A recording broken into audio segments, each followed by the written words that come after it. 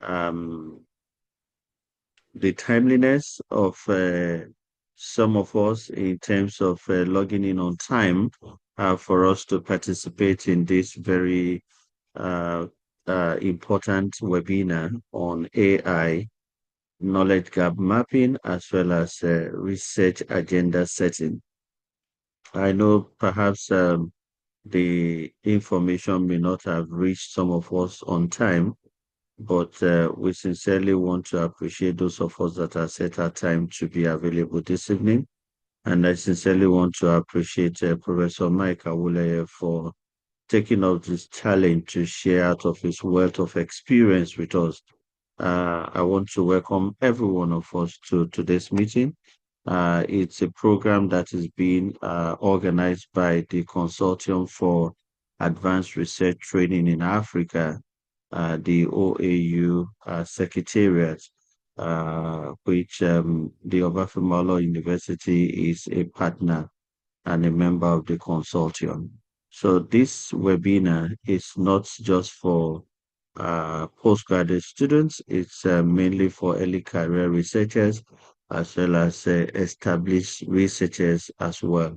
And so I want to appreciate all of us once again, and I do hope that we will leave this meeting far better than in terms of the knowledge and the exposure that this webinar is also going to expose us to at the end of the presentation. So please, I want to welcome Professor Michael Awuleye as he takes over the presentation from this point. Thank you, Prof, for agreeing to share out of your wealth of experiences with us this evening. Good evening, everyone. Welcome. Over to you, Prof. My Prof, thank you so much, sir. This is a great privilege.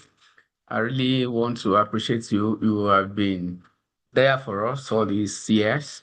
And I want to say to you students that are just joining us today, people that are online, you are fortunate to be part of this gathering. I remember, I think it was last year that I had the opportunity to be invited to come for a physical training similar to this last year by Qatar.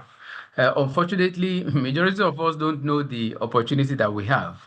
Qatar is not just an organization that would pull their feet down to say that we want to bring you on board for our training, and you can't just find it just so easily that way, because of a good number of things that they have in stock, which is like a plus for us that may be affiliated to them by any chance. So if this has been put forward that our people should, especially our students in our university here, undergoing their PhD program, and yet you still don't find a good number of them here, then it shows that a good number of people are really don't know the value of what is being offered for free to them on the table as we speak. But it's okay. I want to congratulate some of you that are here, and I want to appreciate Prof for bringing us on board and for making this possible. I can't thank you enough. You have been there, and I'm sure you're going to continue to also make your contribution to ensure that we have quality production in terms of knowledge production in this university more than ever before. Thank you so much. So today I've been asked to speak on this title, and I think I'm just going to quickly share my slide now. This is not just going to be all talk show. I'm only going to spend like 10-15 minutes on this PowerPoint. Can somebody test if this document is already shared from your end, if you can see this? Yes, it's shown. Okay, that's fine. So I was given 45 minutes, which will begin now. And I'm going to spend like 10-15 minutes on this to set the background to what we really want to do. And thereafter, I'm going to go into the hands-on of some of the tools we plan to use for this activity. So this is talking about the knowledge gap mapping and research agenda as could be facilitated by artificial intelligence. So today is not about talking about what AI is or telling us the definition of what AI is, because like we said, this is not about theory. This is not for an exam. This is a form of capacity strengthening program, which is what we want you to see. And at the same time, because at the end of the day, by the time we are done today, we want you to go back and begin to make use of some of the things we're going to talk to you here. We're going to demonstrate here. So we really want to start the demonstration, and then from your end, you can build it further and see how it can be, AI can be annexed to facilitate your work. Okay, so the first thing here that will come to your mind when you are thinking about carrying out any research as PhD students, the first thing you want to do is, why you want to do the PhD is because you believe that there's a problem somewhere that you want to solve. So if you are coming with that mindset, you have conceived that PhD correctly. But if you're only coming with the mindset of saying that I'm only going there to bag a degree and then I can have the title doctor in front of my name, that is not, I mean, that's supposed to be an addition. It shouldn't be the main reason why you are being driven to go for a PhD. But then if you are coming with the mind that it's for me to look for a gap and fill that gap, then you have done well. So what we're saying here is there must be a foundation. Research gaps are the bedrock for impactful original scientific inquiry. When you want to begin your research, there must be a problem you want to solve. But then it will amount to reinventing the wheel when you're only solving the problem or problems that have been solved before now. You don't want to do that. You want to solve a problem that is still topical, a problem that you have identified or that you want to identify to be solved. Because if there is no need for a research, why do you then want to carry it out? You can't just say, I want to carry the research in this area if there is no need for that research. It's like somebody is just producing a product and they say, let me just produce this product because they said I should be producing. And you are producing those products and nobody is there to buy. Then at the end of the day, it will amount to frustration, waste of time, waste of resources, and all of that. But you don't want to do that. You want to do a research that will be sellable, a research that is needed even in the now. That's what you want to do. And as we go about that, how can we facilitate the way we carry out this research? So most of the time, what we do is to navigate and then see what the resources that we have available for us to carry out the research. That's why we go through literature. So postdoctoral researchers must efficiently navigate the ever-expanding volume of academic literature. Literature are being pushed out every second. Thousands of literature throughout the world globally are being pushed out. But then how do you identify which one is relevant to the research you want to carry out? Most of us, we are familiar with Google. We are familiar with Google Scholar. That is fine. But I can tell you that is not enough for the research that we have to do today. So how then do you accelerate your discovery in terms of the research you want to carry out? The artificial intelligence will now offer a transformative way by presenting tools, AI tools, to accelerate gap discovery and strategic agenda setting. And this is what we want to demonstrate today, and that is why we are being provoked to invite students to come around for this discussion. Now, the traditional challenge has been in gap mapping, overwhelming volume of literature, because there are a number of massive literature and you would not know which one do I work with. How do I go about this? Is too massive for me. You can see this guy on the right hand side here. He's not actually weeping, but he's sweating because he has so many literature that he wants to touch. I must touch this one. I must touch that one. Where do I start from? So he's bothered. So when you are encumbered with a number of difficulties of this nature, with this avalanche of materials we want to work with, how do you go about that? Because it's not just reading them, because at the end of, after you have read them, there's a need for you to synthesize what you have read in literature.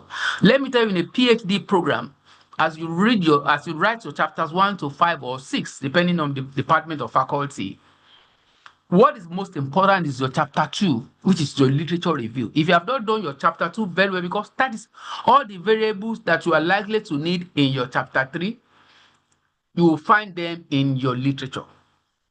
The right methodology you are supposed to use, you also find them in that literature. What have been done in the past regarding that thing you want to work on, you will find that in your literature. So your chapter 1 is there in your literature, is there in your chapter 2. The content of what you are going to put in chapter 3, you also find it in chapter 2.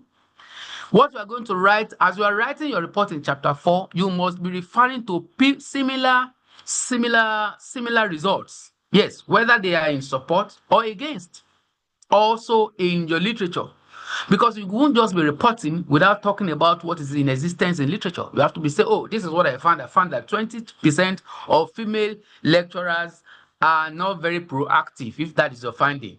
Then, according to a research by Aole 2015, also supports that finding in a research carried out in South Africa, University of Johannesburg, conducting researches for about, let's say, 200 male lecturers, something like that. So this is what we're saying. This is what we're saying. So it's very important. Literature is very important as you go through the steps of carrying out your research, writing your thesis.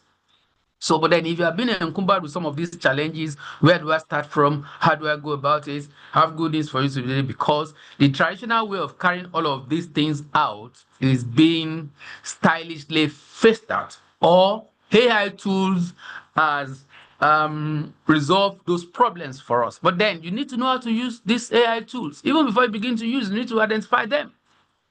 What are these tools? What can they do? And a number of that. So AI today has revolutionized how we understand and visualize research landscapes, making gap identification more intuitive and efficient. So rapid synthesis now cannot be done with AI tools, using large language models and a few other ones, related ones, and even knowledge graphs. What do we call knowledge graphs? We're going to be seeing some of the examples as we go on today. They were going to also be showing some visual insights. Visual knowledge maps reveal conflicting findings, overlooked areas, or underexplored connections. AI is going to be demonstrated here as to map available literature for you.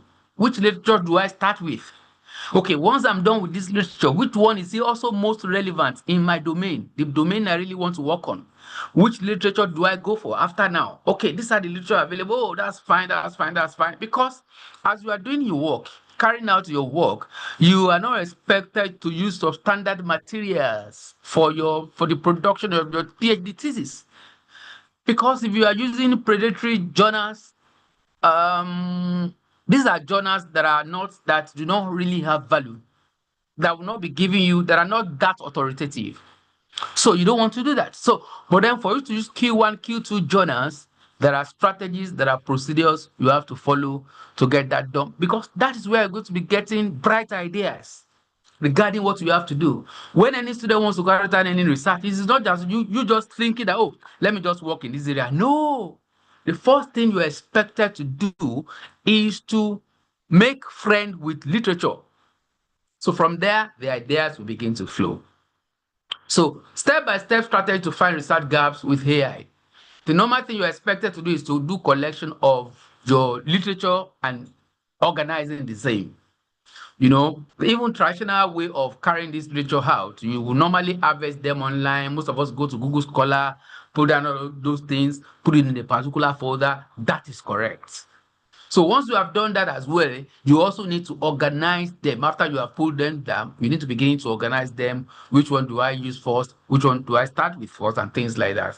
So there's a need now for you now to now begin to see, how do I then generate visual maps regarding conceptual, pinpointing conceptual and methodological gaps. How do I bring all of that? How do I create visual maps among these literatures to see which one do I start with? Which one will give me the best material when it has to do with the concept, when it has to do with the literature, when it has to do with the theory that I want to use, when it has to do with the method I like to employ, and things like that. And then you also need to prioritize your questions.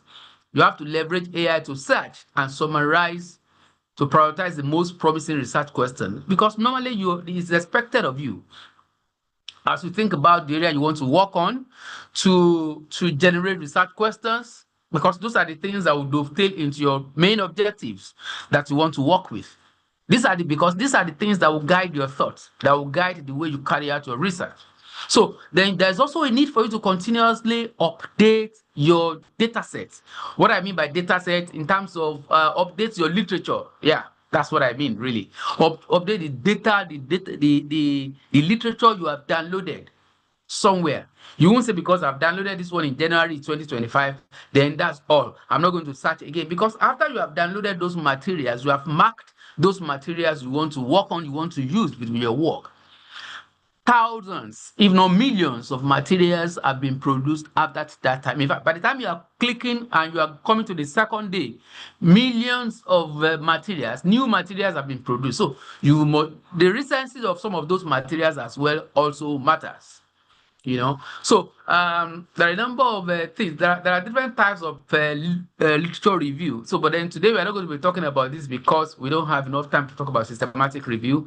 But then Carnegie Mellon System Review has produced an AI that can assist in this perspective. So I'm not going to talk much about that. So if you have time, you can go through that if what you want to do is systematic literature review. If we have time, another time, we may still talk about systematic literature review. It is massive on its own. It's a standalone and fantastic way of carrying out literature review as well.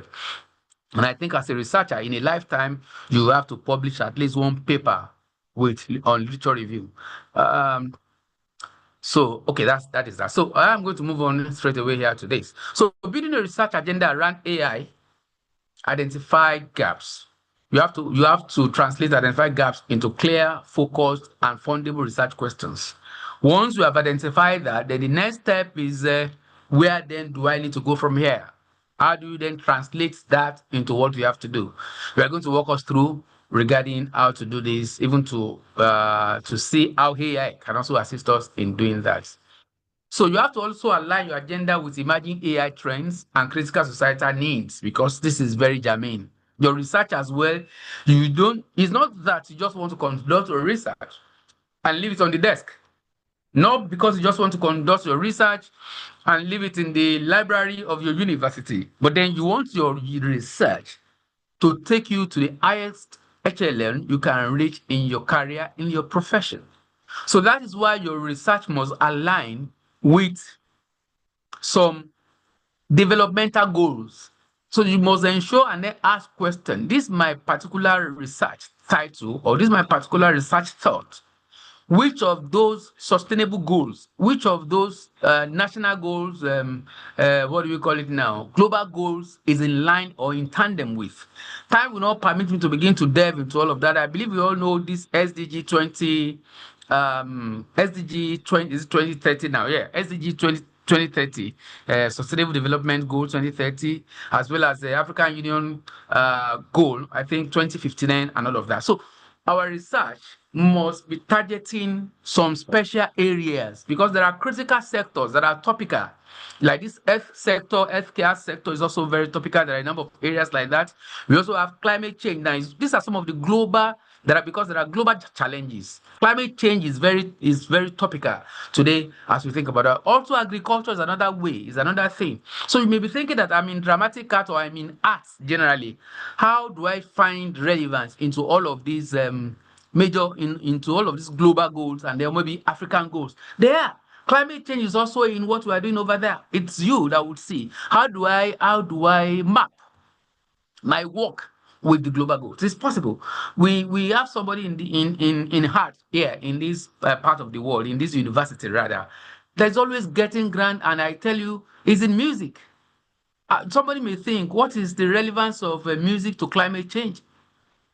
He sat down and was able to bring relevance to some of these things and all of that. So it's the same way. You must ensure that the research you want to embark on, the research you want to work with, it's in tandem with some of these global goals. Then, okay, so this is an area that we can think about, that we can begin to work on. So another thing that is very germane, which is going to be where I'm going to stop before we go into the hands-on, it's as you use your AI, you must ensure that you use it ethically.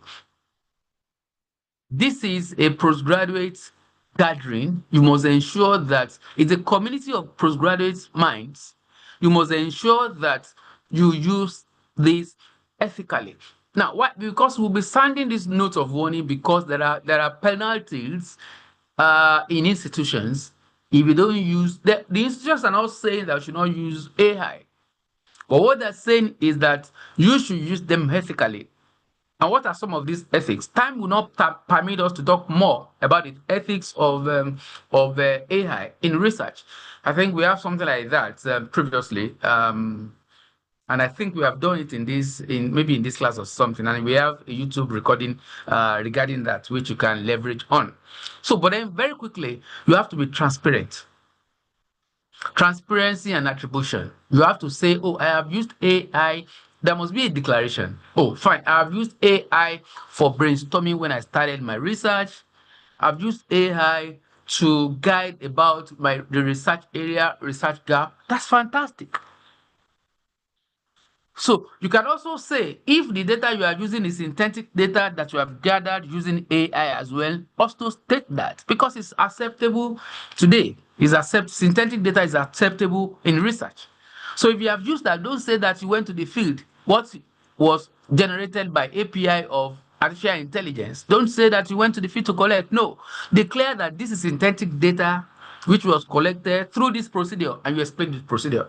I tell you, what they really want to do is for you, the transparency is fantastic because if you do not declare that, at the end of the day, there are tools that can detect whatever you have done with hair. So, but then thereafter, when such now happens, you will then fix the music. We don't want that to happen. That's why we are trying to educate you. Then, actively work to avoid biases and ensure high quality data quality in AI-driven gap analysis. You find out that most of the time, all of these AI tools that we're using, they will tell you that this is not 100%.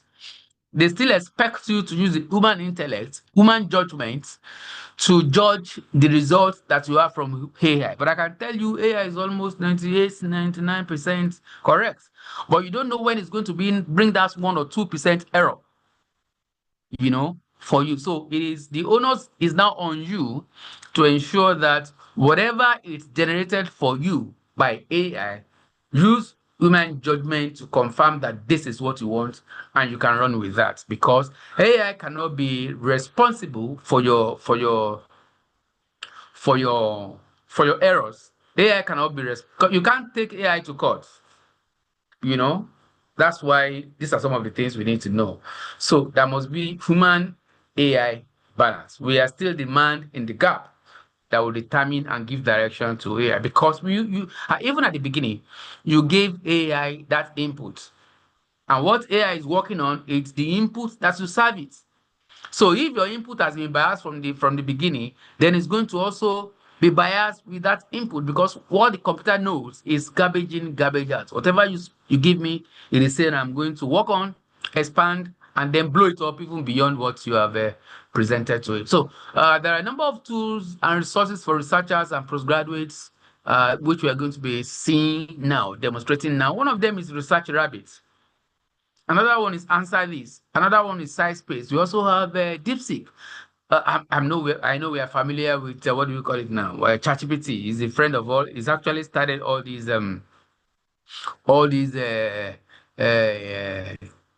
I think in the last 3 years it was the first large language model that came into the limelight for everyone to begin to work on that we all know about. So, but then today I'm not going to dwell much on ChatGPT because I know we are familiar with ChatGPT. Most of us use it on a daily basis and all of that. So I'm going to move on from there. So by conclusion, ensure that you empower your research with AI-driven gap mapping procedures. So to uncover opportunities, to harness AI to uncover hidden research opportunities and accelerate scientific discovery because it can assist you to accelerate the research processes. Why do you need to spend more time on your work when you have a tool that can do it for you? It's just like during the advent of calculator. People were saying that, no, we're not going to allow calculator, even in exams. I think during my own time when I was writing WAEC, we were not allowed to bring calculator into the exam. You find out that years after, people that are writing WAEC today, they allow them to bring in their calculators. Yes, because if calculator can do it for you, why do you need to begin to rack your brain to look for the solution? Because there are some other things even after the arithmetic that they expect you to use your cognitive mind to resolve. So if AI can produce immediate answer for us regarding available literature that can be relevant to what I need to do, why do I have to struggle for months looking for research papers, looking for articles that will be relevant to my work? If AI can just tell me in a jiffy, and then I can archive that, put it in a library, and I begin to work with that. Because there are some other aspects which AI will not do for you, or may not do for you, or that should not do for you, which you want to use your own intellect, you want to use your cognitive experience, to bring up and then knock together. So this is what we're saying. So then you have to build a dynamic agenda as well, to construct a dynamic evidence-based research agenda that stands out. And because this is what you want to do at the end of the day, you want your research to be topical. Because I don't know whether you people know that all convocations that we have been having in this university, there is a screen that will always be rolling the titles, the names of the researcher, the titles of the researches that were carried out by the PhD graduates. So you never can tell, maybe there's an investor attending that event, or there's a business angel attending that event, or a group number of people that will be interested in your work. Once they see the title, they want to know more about it. And once they pick that title and then dig deeper into that, investigate further into what is in the content of that work, and they find out that this is topical, this is what we're looking out for. Please, I'm interested. Let's work with the person that, can you give me the name of this person that carried out this research? So before you know it, you find yourself in a bigger place that you yourself may not be drinking, may not have dreamt about. So this is what we're talking about, and that is why we are putting all this energy together to ensure that you do it well. You do it better than what it used to be, what we used to hear in the past, and that's what we're doing here now. So I'm going to stop here now and give you like 2 minutes if you have one or two questions in this presentation I have just given out before we go into the hands-on for the next 30 minutes thereabout. My prof, sir, is it the best time to quickly welcome questions, maybe for the next 5 minutes, 5 minutes, sir? Yes, sir, it's fine, sir. Okay, thank you, sir. Yes, yes, sir.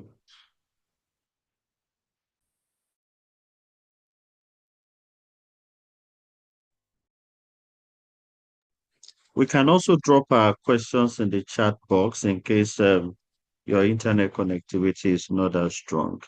It's an opportunity. There's a hand from Kenda De Gbite. Please go ahead with your question. Good evening, sirs. Good Good evening, evening, Mas. sir. Yeah, thanks. I appreciate the presentation of Dr. Awolaya.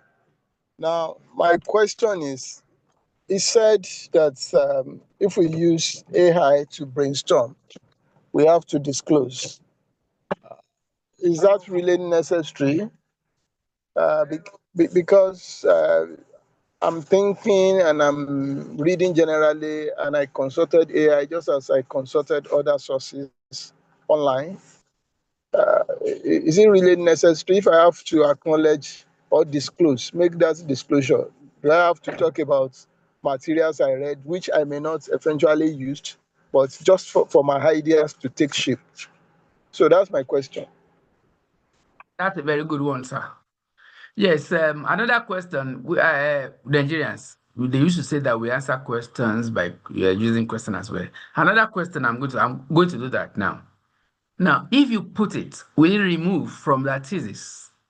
Because actually, you have consulted AI to do brainstorming of your idea, research idea.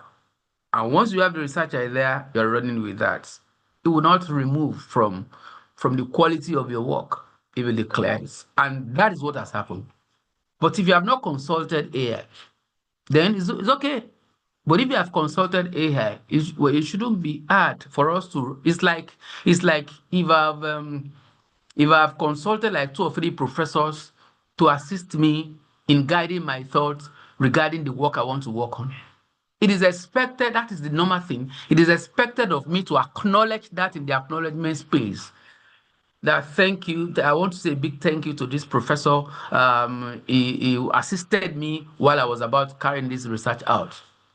That still would not remove from the quality of your work. At the same time, they would not say that because their names are not listed in the paper that you have produced. So, but then in the acknowledgement, it is okay if you do that, sir. Thank you.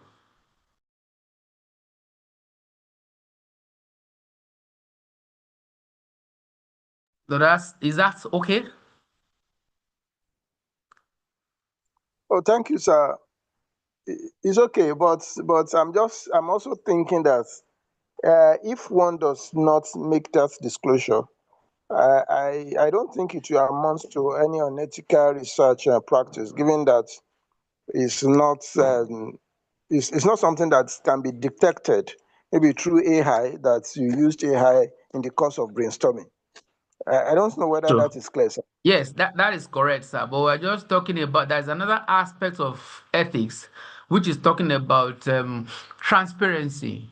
Even though AI will not detect that, but that's part of transparency. It's like talking about what do you call it now? A politician, that is in a particular position and is using government money to do so many things, for people. And he does not declare that, oh, this is my money. He's buying machine, what do you call it? So many things for the people. And people say, we like that man, no, not knowing that he's using the money. People will not know. Are you using your money or you are using our money for the constituents that is meant for this? So transparency is all about, fine, I'm giving you these things coming from the allocation of the constituency. You won't see any of our politicians do that, and that's why we criticize them that they lack transparency. So, as academics as well, let us also learn that habit of transparency. I think is one of the global ethics of AI, the use of AI, which it's also good. It's good. Thank you. Thank you.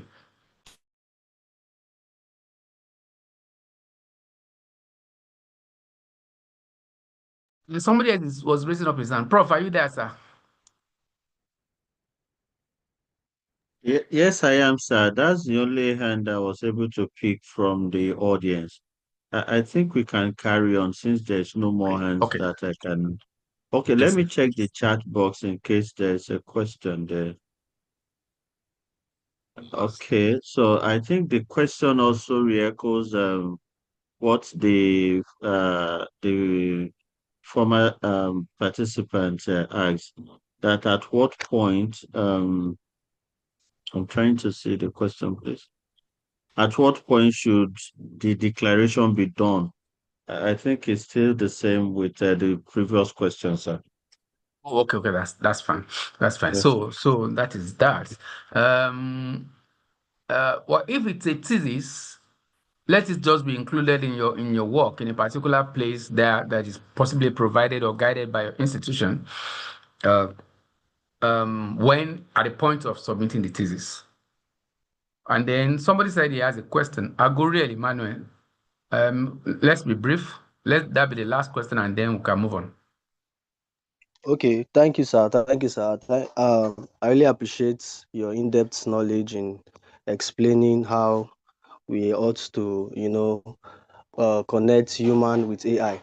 Now, my question is, while you were giving your presentation, you say something about AI having 98 to 99% accuracy, and you also say that we ought to we ought to observe that 1% or 2%. So my question is, how can we humanly try to detect AI error, that 1 or 2%? How can we detect that error? That's my question. Thank you so much, sir.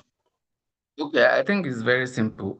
That's why as you use it as well as the domain, the area you want to work on. That is why in Oberfellow University, for example, when you want to do any postgraduate research, we usually advise people to ensure that the PhD is in line with their background.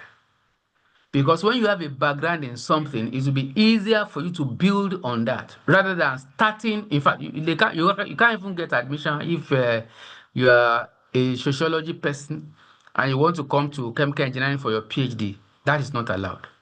So that's why at the same time, if you're a chemical engineer, your first degree and your second degree chemical engineering, and you want to go to sociology for your PhD, nobody will take you. So it is assumed, not assumed, it is known that you already have some knowledge in that domain. So once you see any output that any AI is generating for you, you go through line by yourself, you will know whether this thing is correct or not. You will know, especially when he's writing. Some of the time when he's writing, he may be writing something very clearly now, and at the end of the day, bring something else which is not in line with that. It's possible. So that way you can easily spot that and knock it out. And then that's why it is important for those, because some people will just do copy and paste. I don't belong to that school of thought that says that once you go to AI, just wait until the submission of your thesis is about 1 month and you begin to use AI to run it. It's zero. It's zero because you can't do it. You can't do it the way you were supposed to do it, and nobody will take that from you. Most students will say that we are smarter now. We'll use another AI, which is humanizer, to humanize it such that by the time they submit it to Turnitin will not see it. Humanizer will do it for you indeed. Turnitin will not see it indeed. That's correct. But do you know your supervisor is expecting some tones? Is expecting the way research is written. Humanizer will not use those languages for you. Humanizer will use other ways of writing, which is not acceptable in research. So at that time, it will be difficult for you. In fact, for me as a supervisor, I can't present my students if I have not gone through the research. And then in this university, let me tell you that I know. I've been here for some time. When you submit your research to your supervisor, you won't say go and work on chapters 1 to 5. No, you and your supervisor will start from chapter 1. So the days of somebody picking a research in Guangzhou or picking it from Gwagwalada, remove the cover and bring it to another supervisor elsewhere, that day is gone. So it is important that you must be, okay, fine, I will use AI for my research. Yes, that is to lessen the burden of research. Fine. But at the same time, a PhD is rigorous. But the rigor is being removed now by AI. That does not mean that you should not be ready to also push it further to work and to bring in commitment. You have to do it. Once you bring in that commitment, it will show because it's going to be for you for life. Thank you. I think that should settle that. So let's quickly go to experimenting and see some of the tools that are available. I'm not going to show us how to register. Registration of some of those things, they are not hard. So don't worry. I'm not going to show you how to register them, but I'm only going to show you how to use them. But to register is not hard. It's not hard. Well, this ChatGPT here, this is friendly. You know how to use this. You can ask ChatGPT. You can also brainstorm with ChatGPT. You can ask ChatGPT, what are the research gaps that, okay, let's quickly use this in 2 minutes. You can say that you want to work in a particular area. Maybe I am a PhD student and I want to work on the impact of climate change on vegetable production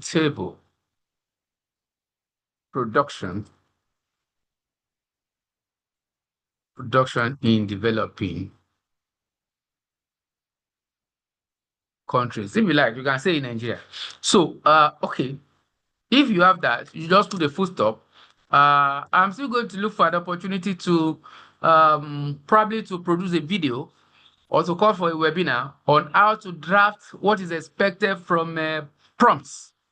We call it prompt engineering. So what this question that we are putting here is a prompt you are giving to your AI to assist to work with. Every output you are going to get is going to be dependent on the input you are supplied. So let's see, this is what I want to work on. But I'm not going to now ask the AI to work with me like a supervisor or something. You can say, advise me as a supervisor on how to go about this. That is broad. But you can say on maybe on the research gap available in that domain, something like that. You can see that I put what I really want ChatGPT to do in two angular brackets. This is part of the things you need to know. So I'm a PhD student and I want to work on the impact of climate change on vegetable production in developing countries.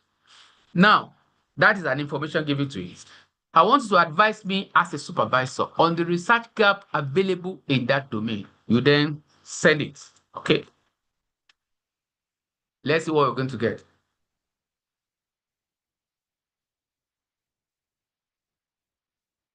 Yes, I believe you all know that all of these AI tools, they are available for free at first. But for additional information, for additional tools, additional features, you may have to make some payments to get into a higher grant, in getting better outputs. So this version I'm using, that's why I need to declare, it's a paid version.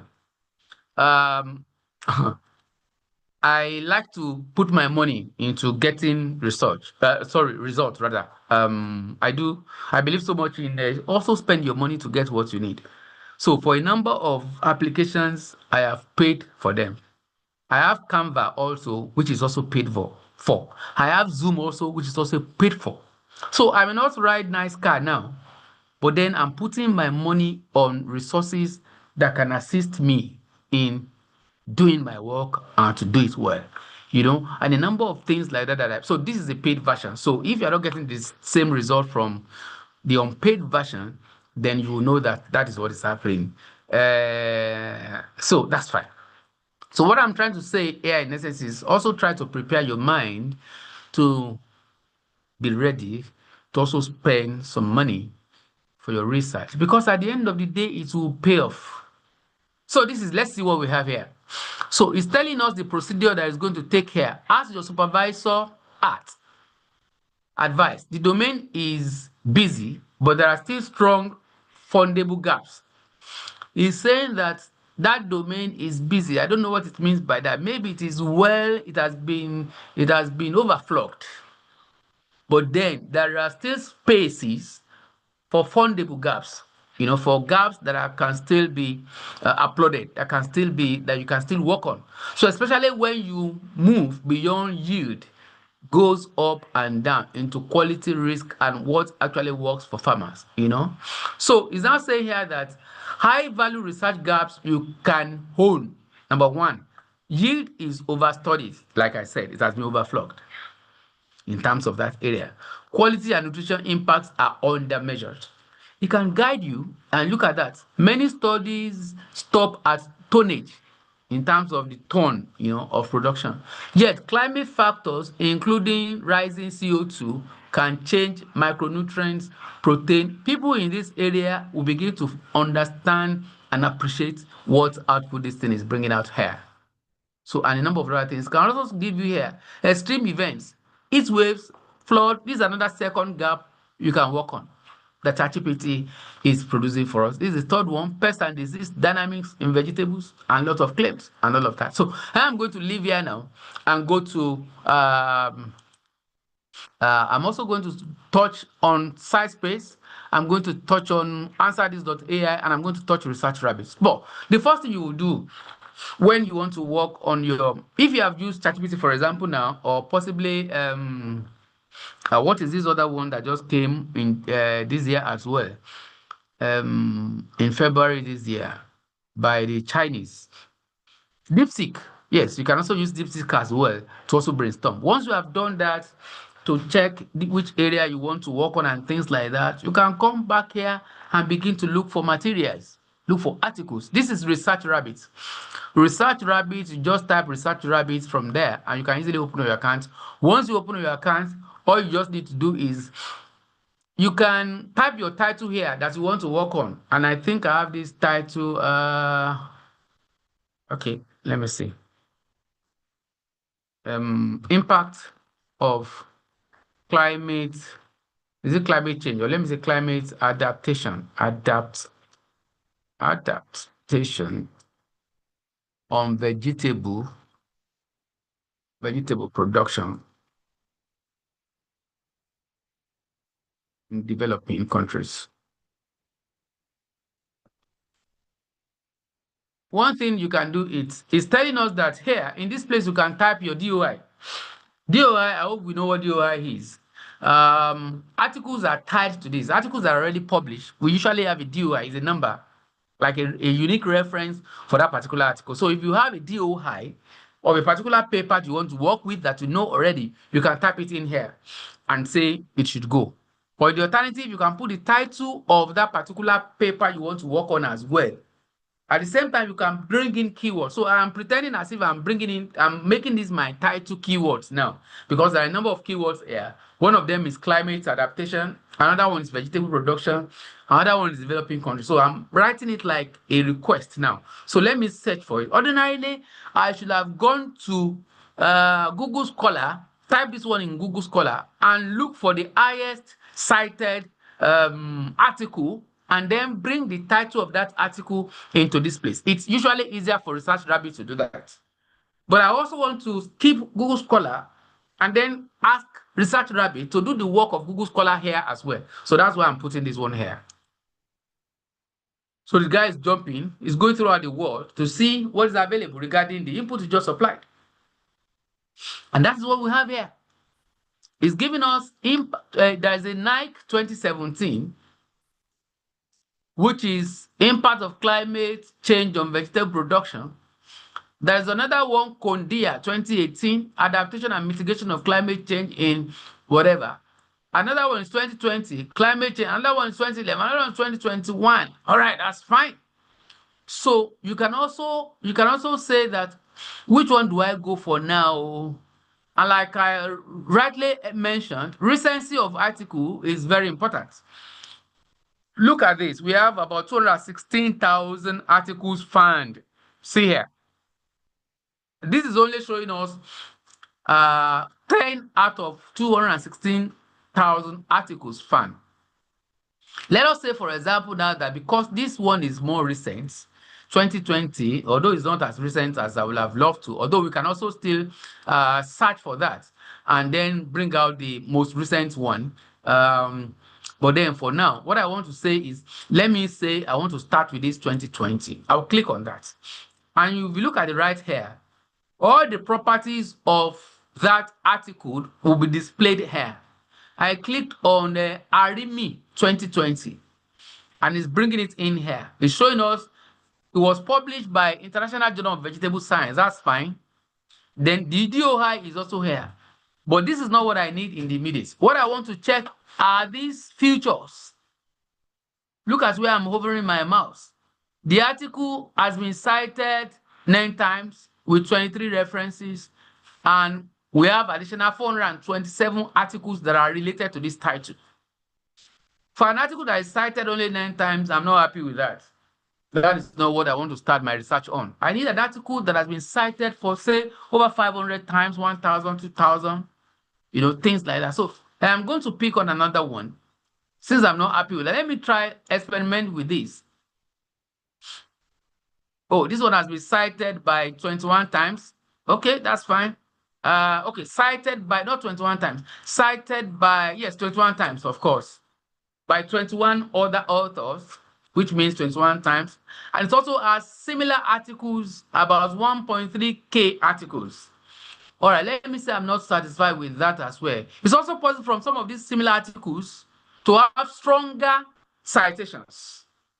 So can you see that what we are doing is to do a mapping of the search, of the literature search. That's what we're doing. So you still experiment again. Let's move. Let's say I'm not happy with that. Let me move to the next one. Let's see what others this is going to get for me. Yeah, this is a more recent one, 2023. Let me click on this and see what properties we're going to get from that.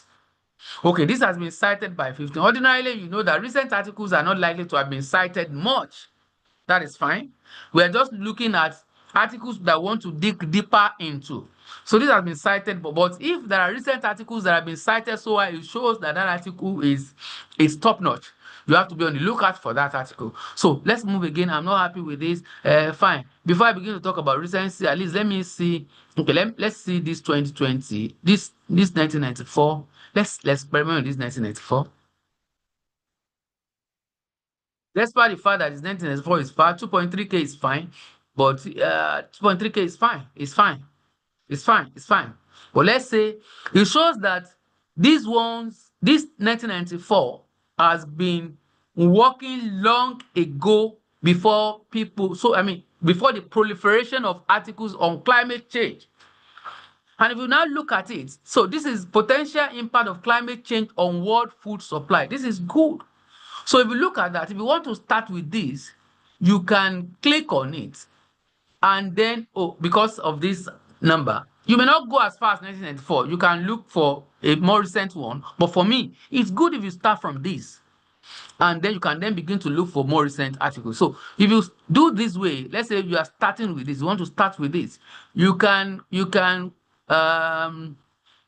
click here to see the map with other articles, with those articles that are cited, to see it. And then let's click on this cited by. That's the map of the articles that cited that main one, to see the relationship and to see the relevance. There is a recent one in 2025. This is Sci 2025 that cited that article. So it shows that this guy in 1994 is a powerful guy. There's another one in 2025 here, which also cited this guy. So you can apparently collapse this and see the network alone by coming here and say, you can, okay, I want to see the map alone here. Remove it so that at least it can be bigger. It can be bigger. So if you look at that, now, since we are talking about recent articles, for me now, we'll begin to click on this one. This one, I like this guy. Okay, before you go there, you can then say that let me list it. Let me list these connections. I want to list them so that from there, I can add them to my library. As you list them, clicking on this guy, you can then, if you think this is very recent, maybe this, you don't want to check them, you don't want to dig deeper to see what they have. You can click on each of them and possibly read this one does not have abstract, possibly read the abstracts. If it is in line with what you want to do, then you can use that abstract to pick them.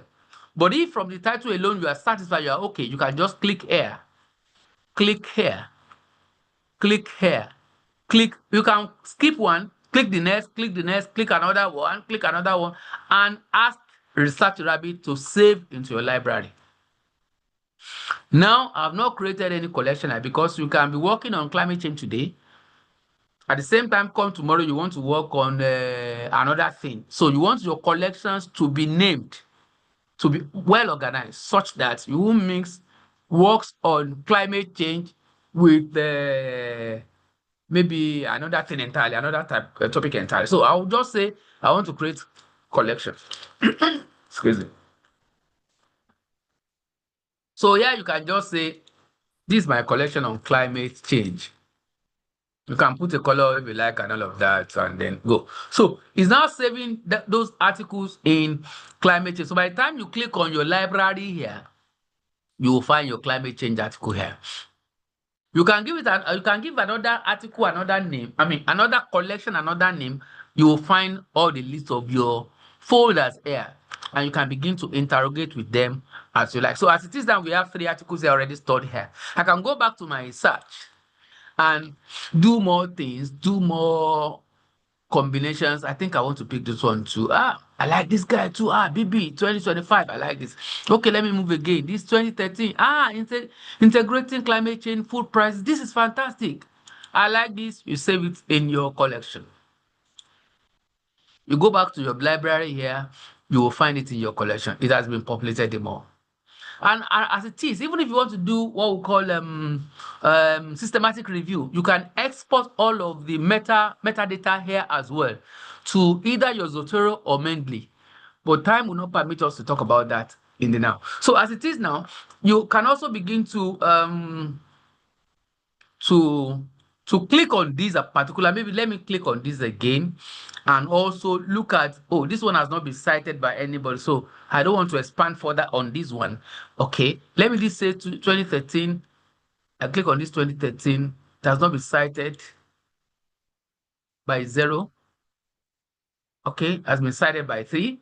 Okay, so that way you can also eliminate. If you have picked a particular one and you don't like, you can also remove it from your library, if that is what you want to do. Or if still is not well cited, you can still keep it if you want to keep it, and all of that. So this is what Research Rabbits can do for you. This is what Research Rabbits can do for you. Now that you now have your collections, you have the graph of your collections, you can also say that, okay, fine, let me start with this one again, or maybe I want to make this one a priority again, so that I can also give me, okay, it doesn't have any other link. Let me, maybe another 20, 2000 and whatever. This is only free. Okay, you want to see what they have here. Okay, are this paper also good? Oh, this 2025, does it have any other link? Let's say, oh, this one is, since it's just recent, you don't want to work on that. Okay, maybe I want to add this one. You can also click here to add it, and you go. And a few other things that you can do, so many other things that you can do with that. But I'm going to leave here now. You have gathered your literature here. And if you like, you can begin to say that since you have already gathered the metadata in your library here, you can now begin to interrogate this article using another AI. Let's say you don't want to print them now and be reading first immediately. You don't want to do that. Maybe you want to synthesize, you want to use AI to also synthesize for you, or maybe interrogate that as well for you. You can leave this area and then go to SciSpace. SciSpace is another one that will give you, is another AI that will give you 100 credits at when you log in at first. And 100 credits cannot take you far. It can assist you to do a few things, and after some time, you will use it up. So another strategy, if you don't have money, is to look for another email, create another one, get 100, look for another email, create another one, and that way you continue.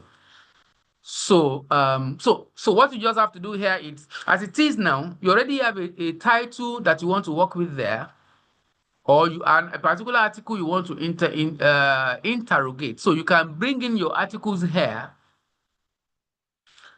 through here, to say that you want to begin to chat with them. You have downloaded that article and you want to upload it here, so that you ask questions from that article, what you know by words.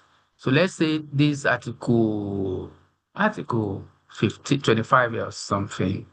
Let's say I bring this article. There's a particular article. I mean, I have some of my articles in my folder. Let's say this is what you have here. Let's say this is what you have here. Technological assessment of e-government web presence in Nigeria. Okay, that's fine. This is an article. You can ask questions about this article. That what are the key findings? What are the key findings in this article? If you like, you can put question mark. If you like, you may not put question marks. If this article is 20 pages or 30 pages, you don't have to go through everything by yourself. It will bring the summary of the key things that you need in that article for you, and it's bringing it here. These are the key findings on e-government web presence in Nigeria vulnerable to cyber attacks. You see, it's telling us that, number one, a significant portion of the Nigerian government websites were found to be vulnerable to various cyber attacks, specifically 27, which is about 42.2, this is correct. This is my work. This is correct. And it's giving you all the data. Do you know when you are doing your literature review, these are some of the things especially when you are doing empirical analysis, these empirical results are the things that will report in your work. So as it is now, I don't have to read through all the 30-page documents. It has brought the key findings in this work for me. So if you're working in this domain and you want to report about what is already in existence, you will say that, oh, Awole et al., whatever the year, maybe 2015, as reported on e-government web presence in Nigeria regarding vulnerable cyber attacks. And it was noted that a portion of Nigerian government websites were found to be notable, which stood at 42%, And some of the things that were noted to be susceptible are named cross-site scripting, which is about 31%, and all of that. That is it. So you don't have to do copy and paste. But this one has assisted you. Don't go through all the documents, but I can assist you to bring out the key findings here, which to summarize the key findings, which you can use in your. You can see that this one, you are not just going to copy it and paste it. You can copy this one by the side. And while you are developing your work by the side, you can see the way I've reported it now to make use of all of this without having you to go through all the 20 or 30-page document of that PDF. There are so many things you can also ask if there is a particular gap for maybe future research, or what are the research problems. You can say, okay, fine. What are the research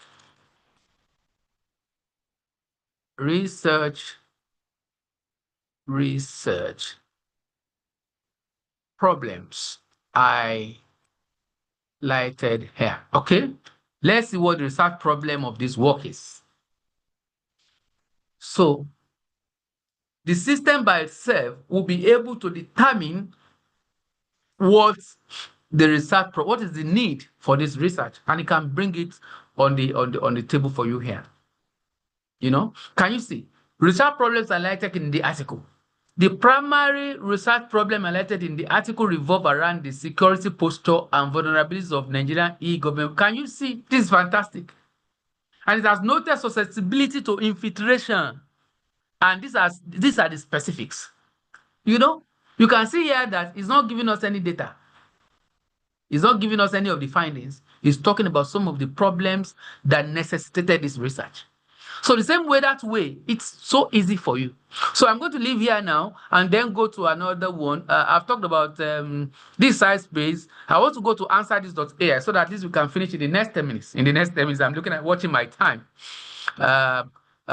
Please still permit me to spend the next 10 minutes. So this is AnswerThis.ai. This is another powerful one. In fact, like I used to say for the okay, no. Somebody was asking if the SciSpace I'm using is premium. It's not premium. This one is not premium. The SciSpace is not premium. So this is the free version. Yeah, this is the free version. You can have access to that. But this AnswerThis.ai that I want to use, this particular one is paid for. It's a paid version. I've actually paid for 1 year on this platform. I paid for 1 year for this because I find it so useful. And I'm always afraid anytime I want to introduce students to this one, because it can do so many things. And I want to be sure that you can assure me that you are not just going to use this one to do copy and paste. Because at the same time, when you do copy and paste, number one, apart from the fact that it's not ethical, me also that I'm introducing this to you, I'm not going to be happy, because it can do so much more. So let's start from the research gap that I talked about. When you log in, you can log in so easily with your accounts and all of that, and you are good to go. It will bring you here, bring you to any of these environments. And yes, this is a new feature I'm just seeing that I've just been added to this AnswerThis since I've been using it. You can see Zotero here, you can see Mendeley here. If you are part of us in the University of Buffalo University, these are some of the things that we have also highlighted to be taught in our URL. But time will not permit me to be talking about this. If we have other opportunity again for the people that are outside this place, we'll be talking about that. Then we'll be sharing the YouTube with you.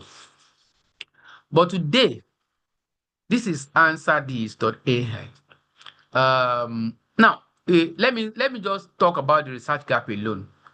That's what we call, when you are working on anything on your research, you are expected to reference it.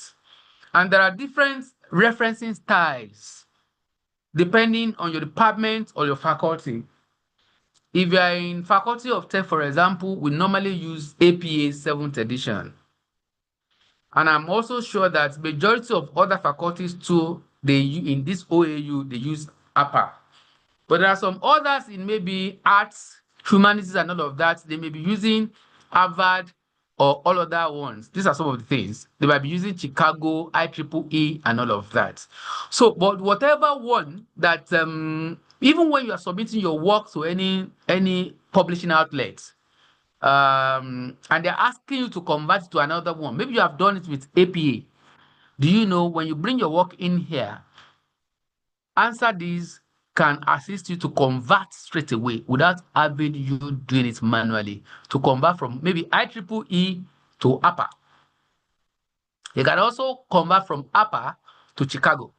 So for here, whatever output I want to be getting here, I will set this one to APA so that whatever, because it's going to be citing topical and relevant articles, and it will be putting them in the appropriate place in my article. It's going to be doing inside citation. And at the end of the day, it's going to list the references at the end of the day, and I can download a Microsoft Word like almost a complete document.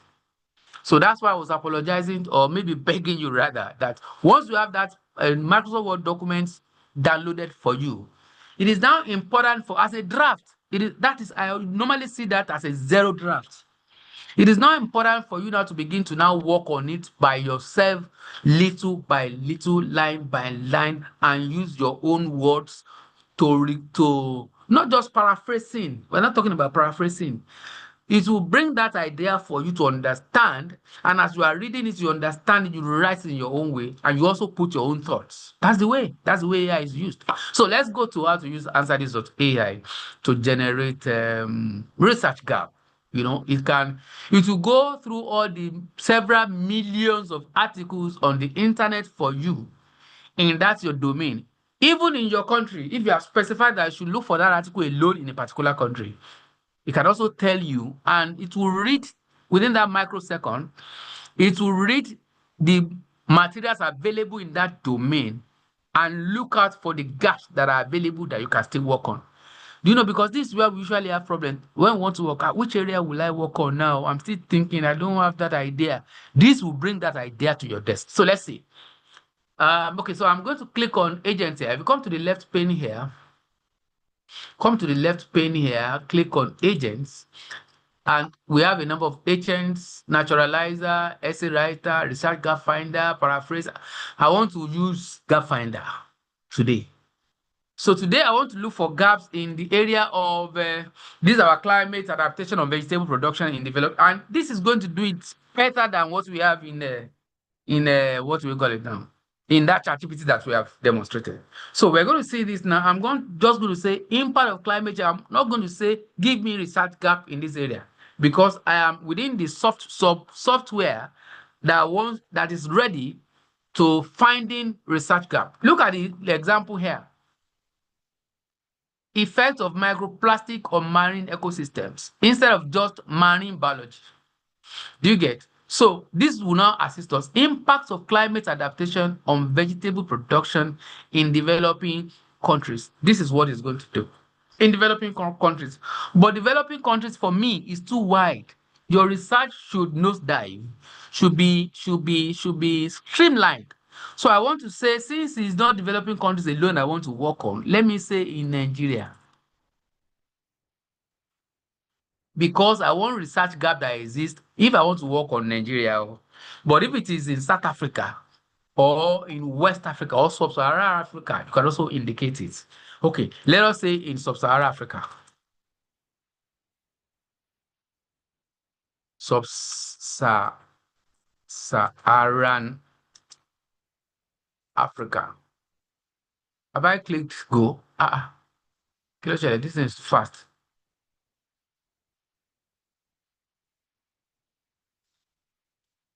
Let me back first. I want to see what it's doing for me. Okay, let's say in Africa generally. Ordinarily, I think I prefer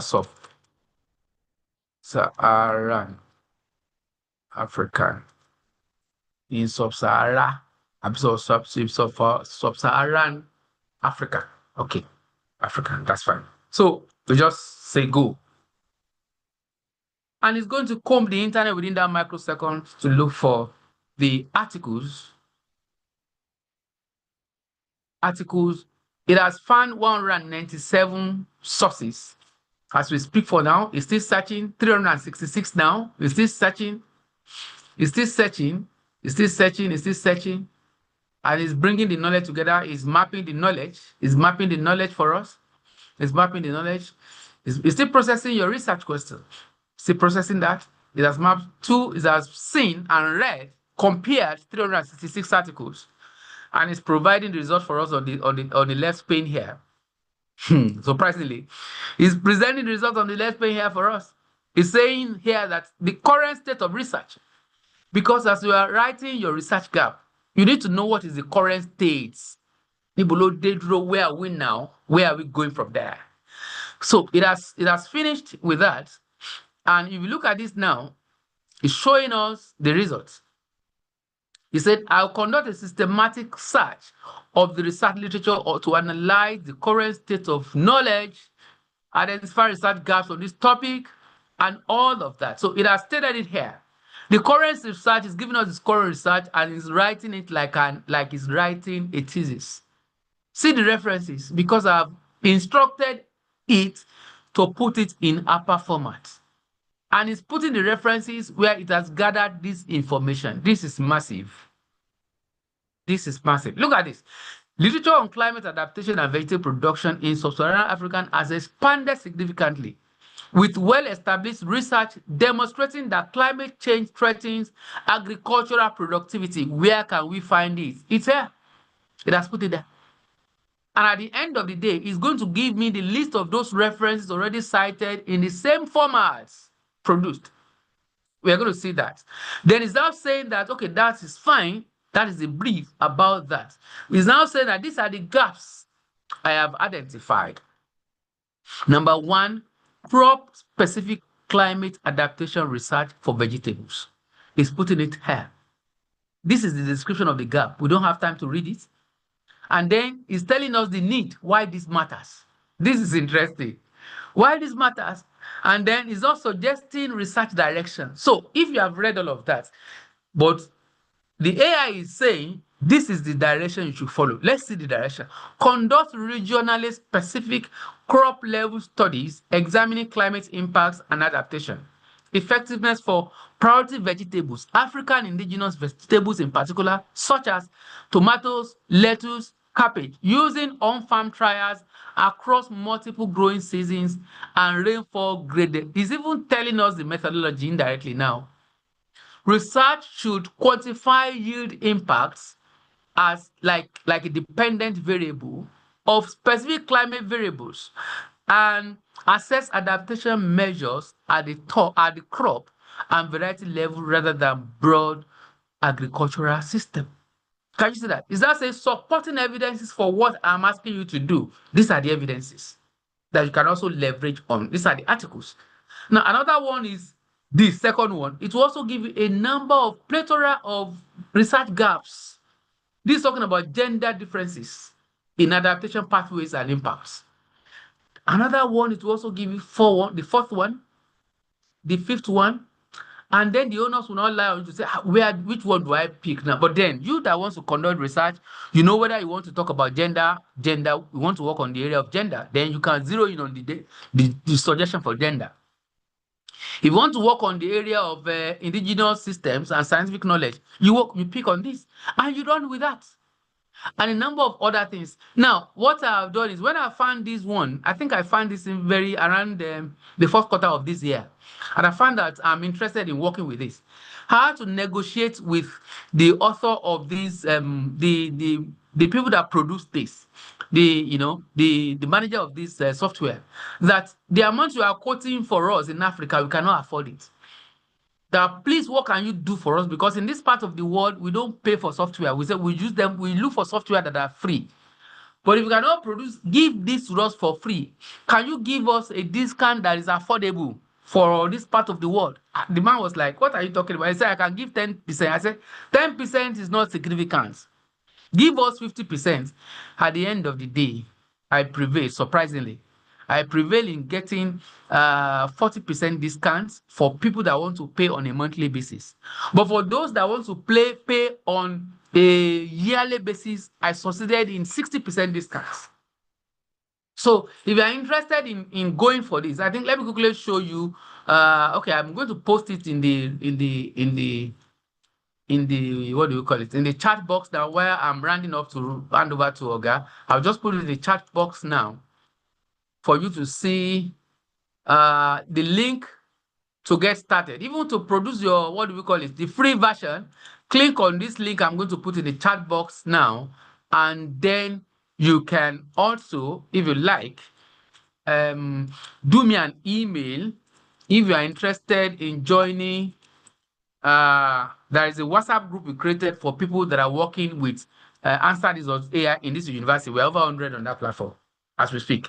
So if you want to join them, do me an email, then I'll send the invite to you to join if you want to do anything. Then you can click on this one that I've posted there now to create your free account first, and then later if you want to migrate to paying for that software, you can also do the same. And I think this is where I'm going to stop today. Thank you so much for coming. Prof, over to you, sir. Thank you for the privilege. Thank you so much, our erudite professor, and for your generosity in sharing with us from your wealth of knowledge and experiences. It's always a great privilege listening to you, and I've been able to pick up a few things also that I will also follow up with. I don't know if there will still be opportunity for us to entertain one or two questions, sir, before we bring the meeting to a close, sir. Yes, sir. Yes, sir. Yes, that's fine. All right. Thank you so much. So, participants, please, in case you still have a question or perhaps a clarification to make, can we quickly do that before we bring the webinar to an end?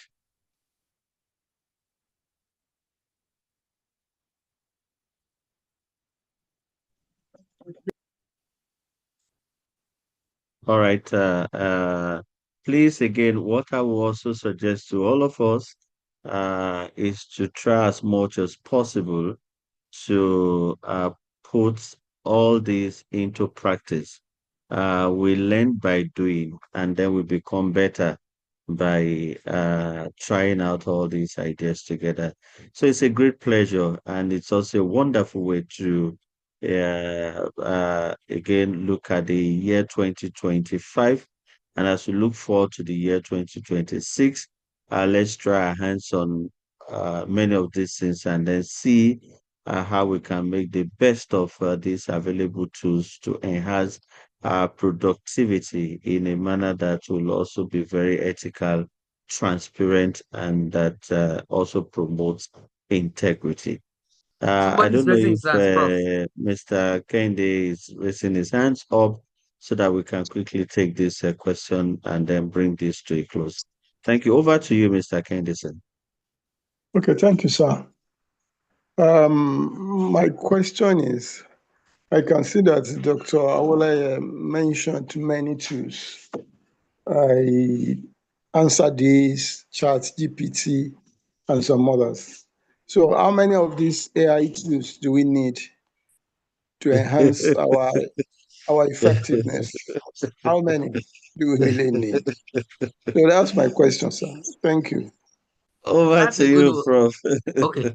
That's a good one. I have not even mentioned them. I've only mentioned a few. There are a plethora of them, you know. But then for me, that we have Jenny, we have Meta AI, we have Copilot. I've not mentioned those ones.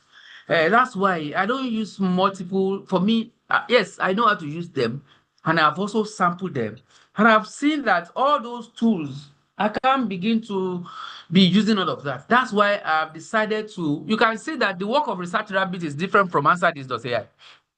So Research Rabbit will assist you to map those literature. So Research Rabbit is good for you. So you can't just say a single tool is enough for everything. Then, as you have mapped the literature, the SciSpace is also doing the same thing that it's also doing related thing that AnswerThis.ai will do for you. You know, AnswerThis.ai is like it wants to bring all the features of all those things together. It's more or less like that. So if you want to zero in on AnswerThis.ai, why not work with that and move on with that? If you want to zero on one or two of them, fine. But you know, there are some of them that at the same time, AnswerThis.ai can also do the work of Research Rabbit because it also has the capability to also map literature as well. over there. So it depends on you. Don't encumber yourself with a good number of them. 3, 4, maximum 5 is just fine by you, so that you can do your work, you can finish your work in record time and move. Thank you. So thank you so much, Prof, once again for the insights as well as for sharing with us generously. Participants, colleagues, everyone, it's been a wonderful evening learning together. So I want to thank us once again and then also to inform us that we should also be on the lookout for future and subsequent webinars. He mentioned the AI-driven systematic reviews and orders. These are fascinating things that are happening, and maybe we may also have to touch base on that, Prof. Maybe in the first quarter of the coming year, for us to also see how we can leverage on these emerging developments in order to enhance our productivity and increase also our research output. So thank you everyone for taking out your time this evening. Thank you. Merry Christmas for the to the Christians and every one of us that look forward to us participating in the Christmas period. Thank you. Enjoy your evening. God bless everyone. Thank you so much. Thank you. Thank you so much. Thank you, sir. Thank you so much. Thank you, sir. You're Thank you very welcome, ma. much. I think Thank you, sir. we're going to have the live stream shared. Yeah, yes, it's also we have this recorded on my what do we call it, on my YouTube channel, so you can come back to visit it. Okay. Okay. Yes, it's there. Let me just see. Okay, welcome, ma. I think Thank you, sir. I'm not back. You're welcome. I will just let me post the link in the